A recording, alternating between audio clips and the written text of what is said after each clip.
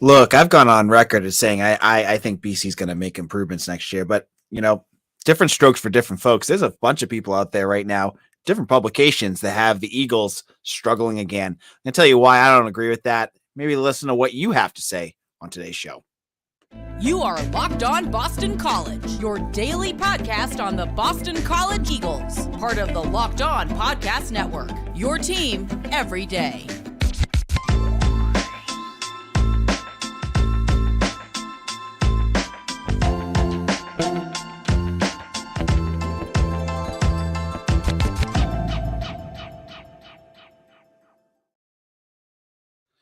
Locked On BC, I'm your host, AJ Black. I'm the editor and publisher of Eagle Insider, part of the 247 network. Speaking of 247 sports, on Thursday, they had an article up that had preseason predictions in the ACC. And I had to look. It's my company. It's who I work with. And I always have a morbid curiosity what other non-Boston College folks think about what BC is going to be doing. And to no one's surprise, they were picked dead last in the ACC. And they picked them to win 4 games. Now, I'm not going to bash the writer. The writer clearly doesn't follow BC, so he didn't know a whole lot about certain things. Like, for instance, he said that they didn't improve because they had the 57th ranked transfer portal class. And I mean, I work for 247. Half of the transfer class has yet, so it's not even fair to put them there. And then didn't really know that Emmett Moorhead would be the starter. But again, that's just parsing it right now, right? So it makes me think, makes me wonder, should our expectations for next year be that low? Like, should we just be expecting that, you look at this easy schedule and you look at the improvements that they've made, that, yeah, but there's something that we're missing, whether it's pork or, over inflating the value of a player that's going to come back and bite BC. Because we missed it in 2022. I was very guilty of missing that offensive line. I gave them way too much credit, which, could lead into some problems in 2023. What if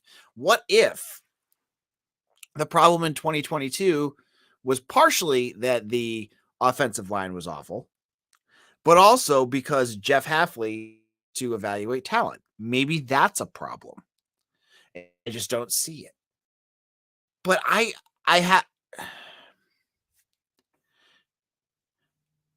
look at what I see. I look at this team as constituted right now, and I have a real hard time finding just 4 wins on that schedule.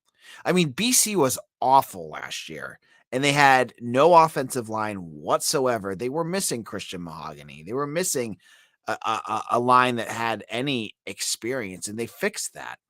They won 3 games doing that, and they beat a ranked team and a good Louisville team. They don't have to play Clemson this year. They don't have to play Wake Forest this year. They don't even have to play NC State, who they beat, which I guess is a good thing, right? They don't have to play Notre Dame this year. They have a much, much more reasonable schedule. But I think this is what we're going to see, and I don't blame folks. Look, I tell you what I think, and sometimes than I need to be, and I have faith that things will turn around. I guess that's my Achilles heel in this whole situation, is that I have a never-ending optimism that something's going to get itself figured out here in Chestnut Hill. And then every year it's like Lucy with the football and Charlie Brown, and I'm Charlie Brown. I whiff every year, and I keep doing it. It's something that I think is wrong with me. But I don't know. Maybe it is the truth for this year. I mean, Big Game Boomer, who, please, I'd say don't retweet him on my to my timeline, but I know some of you folks would just do it to taunt me. I have him muted on every account I have because I find his stuff, I mean, it's just silly. The guy makes just a million Excel spreadsheets and just lists things.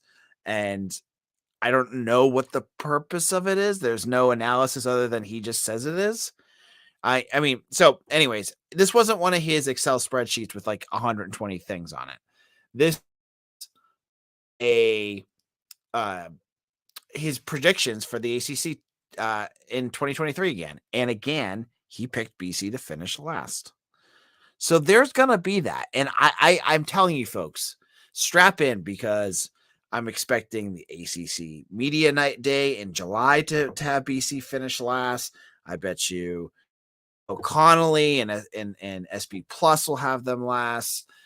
It's gonna happen because folks are just gonna see that 3-9 from last year, and it either they're not gonna have faith that BC can fix it, which again I get. If you don't want to believe it, that's fine too. I mean, I'm not gonna yell at you for saying that. That's your point of view, and they've put enough data on the spreadsheet to say that could happen again, right? But I don't expect a lot of love from the media. I expect BC to get hammered for this and to have now just play this out for a second, right? If BC was only to manage 4 wins, what does that mean for the program? Well, first of all, Jeff Hafley's definitely gone. If they win 4 games, he's gone. There's no way he's coming back. They'll fire him. Secondly, I would be surprised if they do a Jim Christian and cut him in the middle of the season. If that's how bad things are, that you're losing. I mean, you're losing if you have 4 out of conference games and you're losing any of those. That's bad. So I wouldn't be surprised if he gets fired in the middle of the season. That's how bad that would be. But I think there's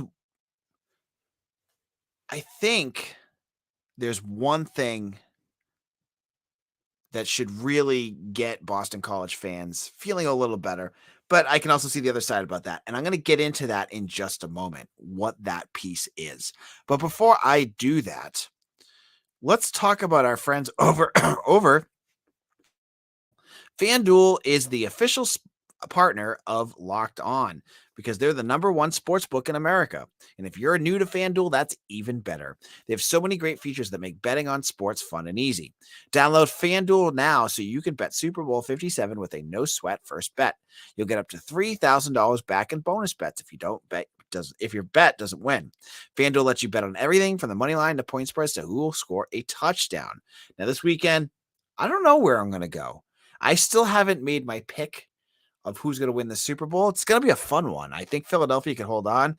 And the injury to Patrick Mahomes makes me wonder if they could pull an upset, but I haven't put FanDuel, but I'm thinking about it. The FanDuel sportsbook app is safe, secure, and super easy to use. And best of all, you can get paid your winnings instantly.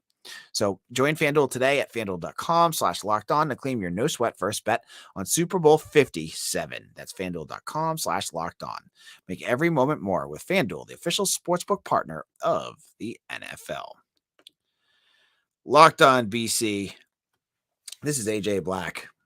And I'm going to start off before we get into our second segment. I want to get into the fan comments. So if you are not a subscriber to our YouTube page, you're missing out because we have a really lively YouTube subscribers. It's totally free. You can just jump in and comment and talk to me live while we're going live, talk to the BC fans. Go over to youtube.com and find Locked On Boston College. Hit that subscribe button right now. Now, Marty Party, he is absolutely a positive person. Says, come on, they should run the out of conference schedule and go 4-4 in conference. This isn't crazy. Kind of where I'm at, Marty. I think you're kind of where I'm at. But, some of the other national people are not going to believe that. Some people, I think folks nationally may not understand how catastrophic bad the offensive line was last year. I mean, they may, but they're going to get better. They're going to be much better, and that's going to improve every aspect of the team. So that's just my thoughts. And then SJ73 says, might be easier to make predictions when we know who the OC will be. I mean, isn't that the $1 million question? I think Boston College fans right now are just dying to know who this offensive coordinator is going to be. And there's either one of two things going on right now, and neither of them are great, is that BC is striking out on all of their potential targets, or they have a name and they just haven't announced it, which is just driving Boston College fans and their donor base crazy. Because, after a year like we just had in 2022, the school needs to earn back the fans. The school does not need to play games if that's the case. I don't think they've signed him, but I mean, the way Halfley made it sound on ACC Network last week was that they were close to signing someone. So I don't know what's taking so long. I don't understand. I don't get it. I don't get why it takes a month and a half or a month, excuse me, to sign an offensive coordinator. I've seen folks on the message board saying things like, well, AJ, no one wants to coach at BC. No one wants to hitch their wagon to the Eagles. Right. There may be, I mean, like, if you're a hot shot offensive coordinator who has a huge trajectory in front of you, yeah, you may not want to do that. But there's there's got to be 100 other people out there that aren't that type of coordinator that just would love a job. Either it's a young wide receivers coach or even, in the NFL that has college experience. I mean, there's guys out there. I don't believe that there is no market for Boston College. I don't believe that. I think there's going to be coaches that are going to want to come here. And one of the reasons they're going to want to come here is because the Eagles are bringing back a ton of experience. Now, you may argue that this experience isn't good experience, and for that, whatever. Yeah, you may be right there, right? But again, 247 Sports did an analysis. I love my home base here. If you haven't checked out 247 Sports, check it out now and go to Eagle Insider, become a member, and join our message boards. Okay. They put a ranking of the top 25 teams in terms of production returns, in terms of so starts and yards and all that good stuff. Boston College was 8th in the country. So what that means, you can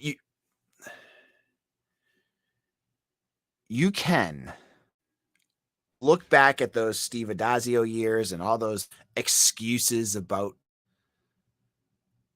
youth and we're young and we're not going to be able to do things because we're young. You could take all that, throw it out the window for this year, because if Jeff Halfley uses that excuse of youth or Utes, if you're in, what was that? My cousin Vinny, the Utes. You can call him we'll call him on the floor for that, because BC does not have a ton of youth. Their only real areas that they're not bringing back established talent is where Marcus Valdez was, where Nwuka was, where Zay Flowers was, and where Josh DeBerry and Jaden Wise-Woodbay are. But, and this is a big but here, Valdez is a bigger loss. Chibuzi Nwuka was a good player, but he also was part of a rotation of like 3 or 4 defensive tackles. You're going to just plug another guy in, and I'm sure he'll probably do fine. And one of those guys will probably be someone who's already played. You could get a guy like Owen Stodmeyer or Quan Williams, who have already established themselves as players, and get them in there. At wide receiver, you're replacing Zay Flowers with Ryan O'Keefe, who has 150 receptions over the last 2 years. So he is established. You are replacing Marcus Valdez. This is a question mark, I would guess, with Sheeta Salah, shoulder shrug. I don't know. Nito Ekpala. I don't know where they're going to go with that, or Edwin Kalengi, but they're going to have to find that. That's a question mark.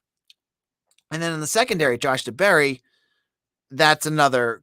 You brought in 2 names: Kari Johnson, who's already played for Arkansas, and Alex Washington, who played for Harvard. And Alex Washington is so good. 247 Sports made him basically almost a 4-star transfer. That's how, and he played for Harvard. That tells you something there, right? that I you can argue that the talent that you're bringing back may not be all that great. I'd argue that you're also bringing back in Christian Mahogany, who didn't play last year, and he doesn't even count in this situation. He's better than what you had. And you brought in a whole bunch of other transfers on the offensive line with Logan Taylor and Kyle Hergel. So that I think is good. BC cannot use youth as an excuse this year.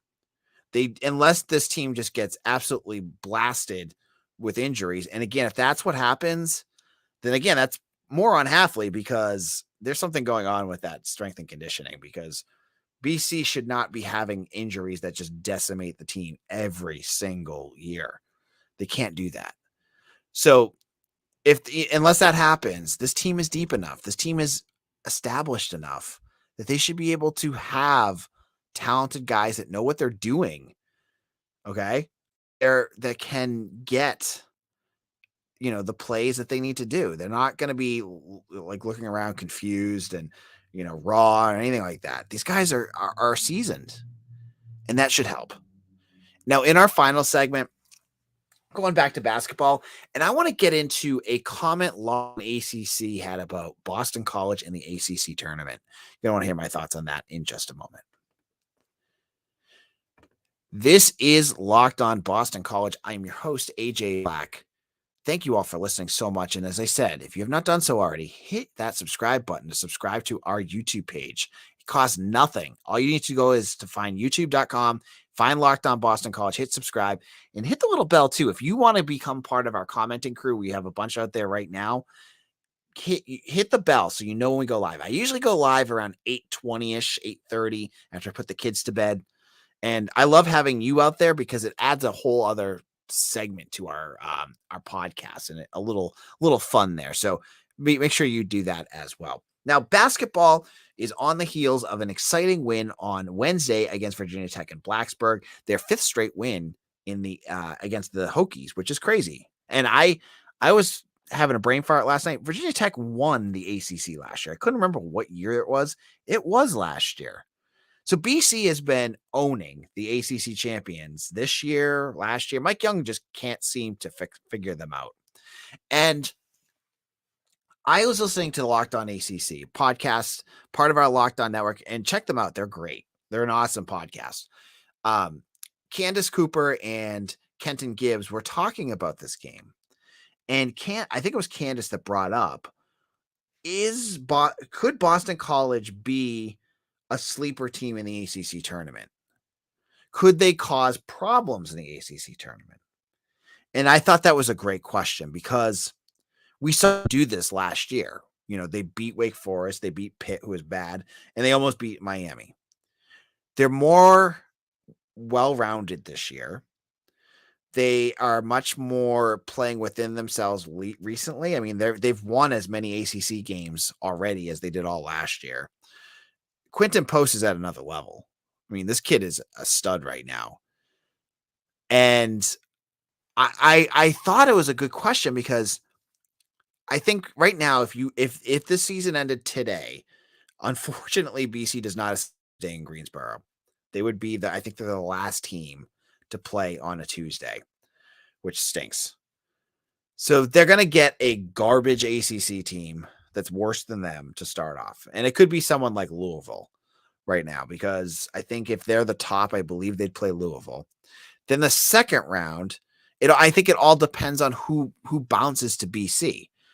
If it's a Florida State, if it's a team like Clemson, a team even like Duke right now. I mean, Duke only has beaten BC by a couple points. I think BC win that. It's when Boston College runs into a team like UVA. We'll see what they do against NC State or UNC that I think they're going to run into some big problems. But they're playing at a level where I don't think it's out of the realm of possibility that they're like a freak team that does a lot in this tournament. And it should be fun. It should be not a one and out for BC. I think that's where you're building your momentum. And I think the Eagles could be that team. Now, do you agree? Leave it in the comment section. Okay. Now, in terms of momentum, one other piece I wanted to bring out about the basketball team was the Hogue Pavilion has been officially opened. I've officially opened, I believe, the first phase of it. So it looks like the practice facilities for the Eagles is open. So BC men's and women's basketball finally can get the hell out of the Power Gym and into the Hogue Pavilion. It looks beautiful.